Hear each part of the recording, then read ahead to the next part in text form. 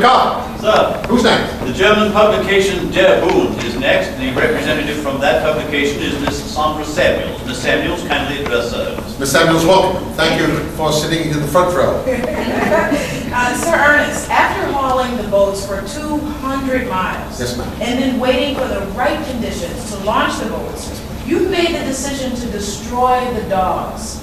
How difficult was that decision, and how did it affect the crew? Once we reached the westernmost part of the floe, we then called that camp Patience Camp, because it was just about waiting for just the right moment to launch the three boats towards either Deception Island or the South Shetland Islands. In the meantime, it was our primary responsibility to put ourselves in the best possible position to succeed. Therefore, we prepared our materials, we prepared the boats, prepared ourselves for an arduous journey. Obviously, that journey could not include the dogs. Once we reached the westernmost part of the floe, the dogs ceased to serve any practical purpose, though I was keenly aware of their emotional value. To most of the men, the dogs were much more than so many pounds of pulling power. There were deep emotional attachments made. Human beings have a basic need to love and to be loved, and in that cold, dark, and frightening place, the dogs serve that need admirably. Still, they put an enormous strain on our food stores, and seals and penguins were hard to come by in Patience Camp. And so I merely made mention to a single member of the crew on one single day that the day we had to kill the dogs would probably be the worst day of the entire expedition, and indeed, possibly the worst day of our lives. I left it at that, knowing full well that word would soon get round the camp that Shackleton was at least thinking about destroying the dog. Well, as you can imagine, reactions ranged from simple indignation to outraged shock. There were angry debates held in every tent nightly, weighing the value of the dogs versus the amount of food that they consumed. Again, merely a matter of anger, anguish, and despair, separating the men from what they knew was best for themselves. For the team, I remained silent. Eventually, one by one, each member of the crew sought me out privately and did his best to convince me that the sooner we destroyed the dogs, the sooner we could head for home. Eventually, each leader of every dog sledge team came to me and told me that he was prepared to put down his team. First, Frank Wilde, and Mr. Hurley, Dr. McElroy, Mr. Hussey, Mr. Wordy, and finally Tom Crean. Terrible day for Tom. He was a grizzled old salt with a heart the size of the ocean, and he loved those dogs. But the only alternative would be to leave them behind on the ice to starve. We couldn't do that to our friends. Terrible day for Tom. Terrible day for all of us. It had to be done.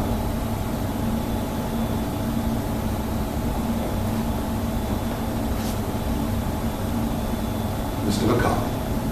The next question, Sir Ernest, comes from the representative of the Spanish publication El Mundo, Ms. Zita Magnuson. Ms. Magnuson, kindly stand and address her. Sir Ernest, Yes, Ms. Magnuson, what is your question? during the Terra Nova expedition in 1912, conditions became so difficult for Robert Scott's team that one member decided to take his own life rather than slow down the rest of the team. On your expedition, once crewman Pierce Blackgirl had surgery to remove his frostbitten foot. Do you think he had similar thoughts? Also ending his own life for the sake of the team. Excellent question, Ms. Magnuson. Thank you for asking. Please be seated. No, I don't think so. Blackborough was very positive throughout that entire ordeal. He showed tremendous leadership, despite being only 18 years of age. You know, most of us fear the young and their capabilities of leadership. We think them far too inexperienced and brash. It's not the case at all. Young have extraordinary capabilities, natural capabilities of leadership. They are so much more comfortable with uncertainty than we are. They are able to manage and mitigate risk far better than those of us who are in our later years, who are yearning for that level of certainty that comfort provides. You know what I mean, Miss Magnuson? One thing you must know, Miss Magnuson, if you didn't know it already, Blackborough here was a stowaway. Speaking of uncertainty, he came on board the Endurance in Buenos Aires while he was working the docks there. He was loading onto the ship a rather large parcel of South American sugar cane. When he discovered that it was indeed the Endurance that he was loading this sugar cane upon, he decided it was time for him to have the adventure of his life. And so while he was down in the hold, he found a rather large storage locker, one large enough to accommodate his entire body, and deposit that body he did.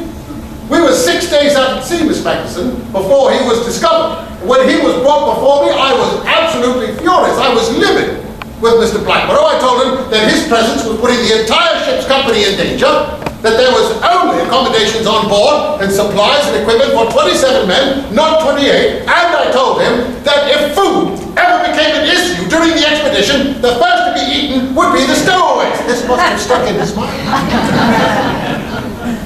Because once we landed on Elephant Island and the doctors had to perform the surgery to remove the toe plate on his left foot, once he awoke from the chloroform, again that must have stuck in his mind because, Miss Magnuson, he simply batted his eyes, looked up at me and said, "Well, boss, how was lunch?"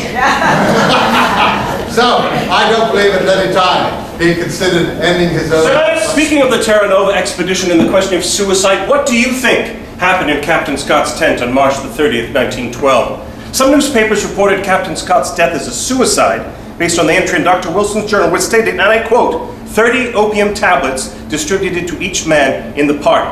Knowing Captain Scott as you did, Sir Ernest, you must have some opinion as to whether or not he took those tablets. Mr. Peabody, you are out of order, sir. I realize that, Mr. McCarthy, but I think my colleagues will agree that no matter how many answers we get this morning from Sir Ernest, there will still remain the one question regarding Captain Scott that many say only Sir Ernest can answer. I say again, Mr. Peabody, you are out of order. Mr. McCarthy, I thought we had agreed to certain conditions which would govern this morning's exchange. We did indeed, Sir Ernest, and I must apologize for the rude Never behavior. apologize for seeking the truth, Mr. McCarthy. The people of the world would simply like Sir Ernest Shackleton to put forward a truthful opinion as to whether or not his friend, colleague, and mentor, Captain Robert Scott, took his own life. Sit down, Mr. Peabody. I will not sit down, Mr. McCarthy. I believe the question is now on the table. This is a press conference, sir. It is up to us as journalists to ask the questions that we believe are dominant in the minds of our readers. It is up to Sir Ernest to decide if he will either answer those questions or to simply reply with no comment. If Sir Ernest wishes to reply with no comment, I'm sure that no one here will think the lesser of him. You think that concerns me? Mr. Peabody, you or anyone else thinking the lesser of me? I do not now, nor have I ever required the good opinion of others. I require only the good opinion of myself and of my God. Nor do I believe in the doubtful and elusive safety of the words no comment. I have never believed in that particular avenue of escape. What I do believe in, Mr. Peabody, is the truth. And the truth is, I do not care how my friend, colleague, and mentor, Captain Robert Falcon Scott, left this earthly conclave. I merely care that he is gone! Does that shock you, Mr. Peabody? Or is that what you wanted for your newspaper? Oh yes, I can see the headlines quite clearly. Shackleton, unconcerned about death of Robert Scott. That will sell papers, won't it, Mr. Peabody? Thousands upon thousands of newspapers. But will it be the truth? Can you stand there and look me in the eye and tell me that you're more concerned with the truth than you are with selling newspapers? Well, can you? If you wish to reply with no comment, Mr. Peabody, I'm certain that none of your colleagues will think the lesser of you. No one will think the lesser of you, Mr. Peabody. With all due respect, Sir Ernest, the question is on the table. It is, of course, entirely up to you, Sir Ernest. But the question does appear to be, as Mr. Peabody says, on the table.